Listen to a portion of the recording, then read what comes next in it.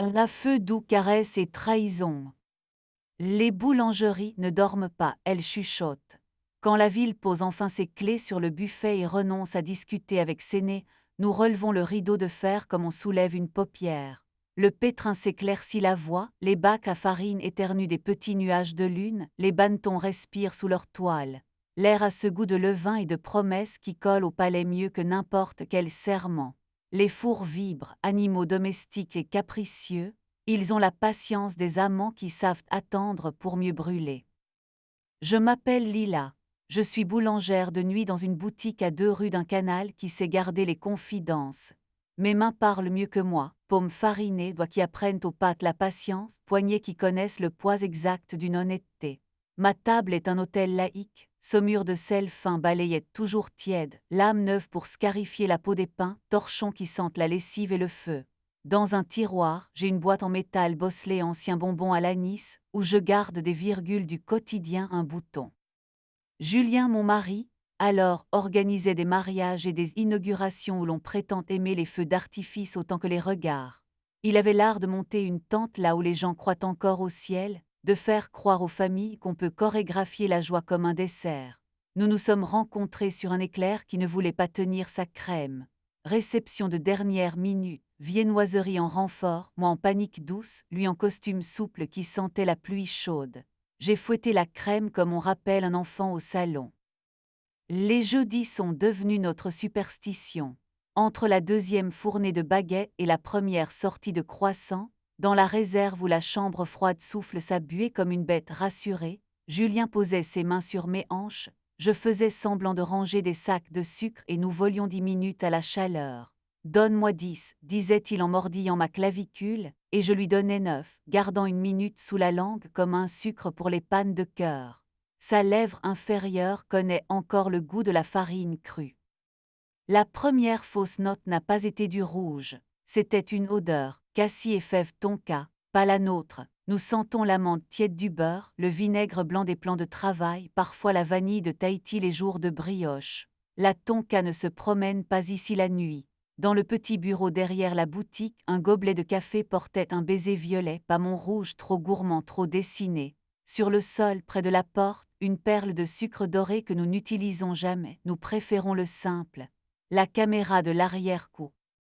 J'ai voulu offrir à la nuit un alibi délicat.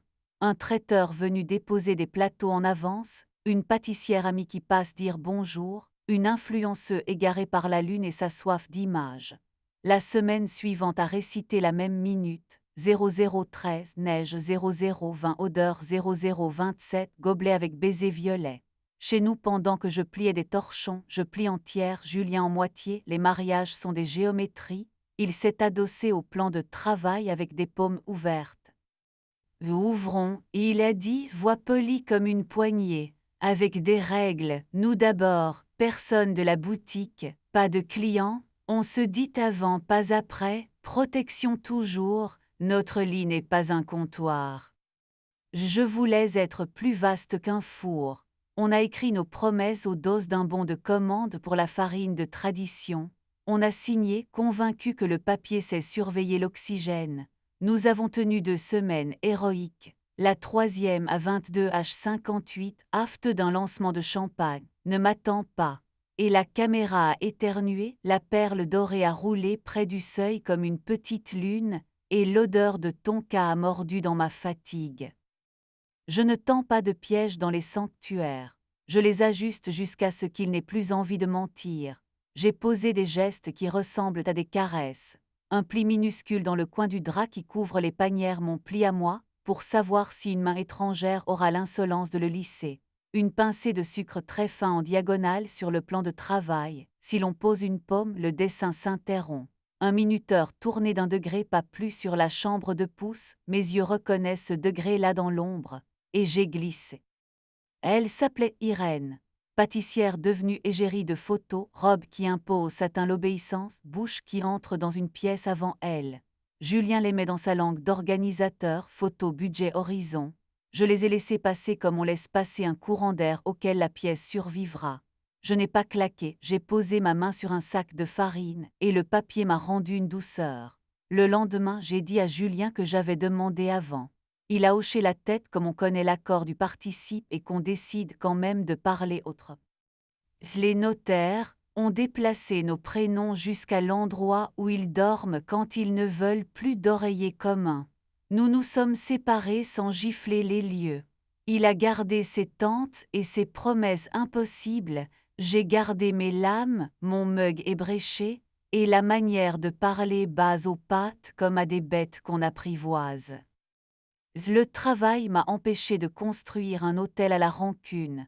Une baguette a décidé d'oublier son épi, je l'ai scarifié comme on rappelle un nom propre. Un four a pris la grosse tête et brûlé un premier tour, je l'ai ramené au respect à coups de degrés et de temps. Une vieille dame a demandé une brioche qui se souvient de ma grand-mère, je lui ai donné une mie tendre et un sourire franc. L'après-midi, je dors sur le petit canapé près du pétrin, une housse de banneton sous la nuque, et je me réveille avec des rêves tout en miettes. Il est entré dans ma nuit comme entre ceux qui savent écouter les machines, gnome, meunier et livreur de farine. Il parlait au sac comme à des bêtes de somme dont on respecte le dos, au silo comme à des arbres. Il sentait la poussière de blé, l'orange, et une pointe d'huile propre. Il avait ce rire qui rassure les charnières. Lequel de tes pains ment, a-t-il demandé, un coin de sourire vers ma grille trop timide. Le pavé campagnard, il veut briller même si la lumière n'a rien promis. Alors on lui promet mieux, pas plus, et il a dit, posant la paume sur la pâte, juste assez pour calmer une impatience. La chaleur a commencé son inventaire. Il m'a appris le souffle exact que la farine demande avant d'accepter l'eau. Je lui ai montré le soupir que rend une pâte quand elle se décolle du pétrin par amour et non par force. Il a laissé une moitié d'orange sur ma table, j'ai glissé l'écorce dans ma poche pour parfumer ma fatigue. La première fois qu'il m'a touché, c'était mon poignet à 1 degré pour éloigner mon bracelet de la gueule du four. Là, il a murmuré. Sa main a su la distance qui n'humilie pas. Le premier baiser a eu lieu entre 2 étagères de croissants façonnés, dans cette allée où la levure parle bas. Sa bouche avait le goût d'orange et de café, et cette chaleur qui devrait appartenir au courage et à l'amour.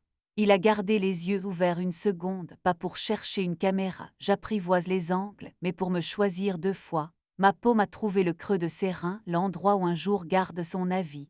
Il a fait ce bruit qu'on met dans la poche pour les famines. Nous avons compté jusqu'à 10 et n'en avons utilisé que 9. Nous nous sommes donné des règles qui ressemblent à du respect, pas à une clôture. Pas de bouche à portée de farine volatile, elle mémorise tout.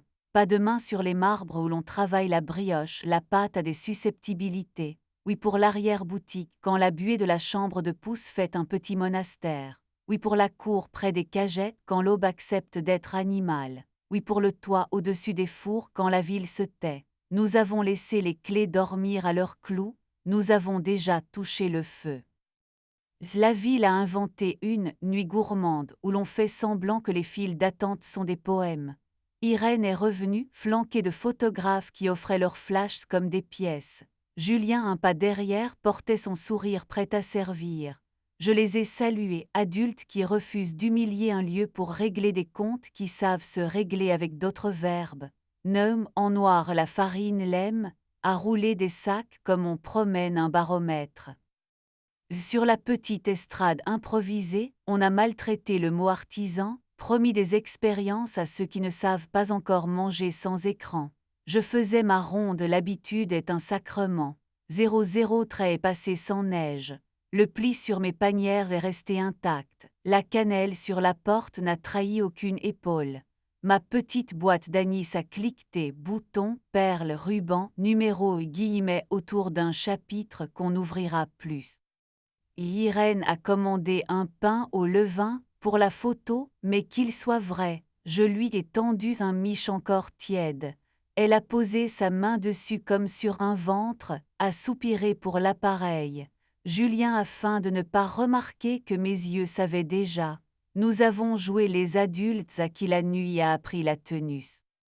Après le démontage, quand le dernier camion a admis que la Maine n'est pas une personnalité, Gnome m'a trouvé sur le trottoir, paume à plat contre la peau chaude du four extérieur. La ville derrière nous mâchait ses paillettes. Il n'a pas dit mon nom. Il a levé sa main, j'y ai posé la mienne. Nous avons respiré ensemble, geste bête et scientifique. Tu t'es oublié dans la pâte, il a dit. Je m'entraîne à demeurer, j'ai répondu. Comme quoi? Comme invité, ai-je dit, et le mot m'a assise dans une chaise invisible, celle qu'on réserve aux fantômes bienveillants des boutiques, celles et ceux qui viennent à l'aube, sans faire de bruit, pour vérifier si le monde tient encore. Nous avons embrassé comme des gens qui respectent le risque et paient leurs fournisseurs à l'heure. Ma ceinture a accroché un coin de cagette, nous avons ri, le burlesque fait partie de la liturgie des endroits qui nous ont déjà sauvés. Nous nous sommes arrêtés avant que l'aube n'apprenne nos prénoms.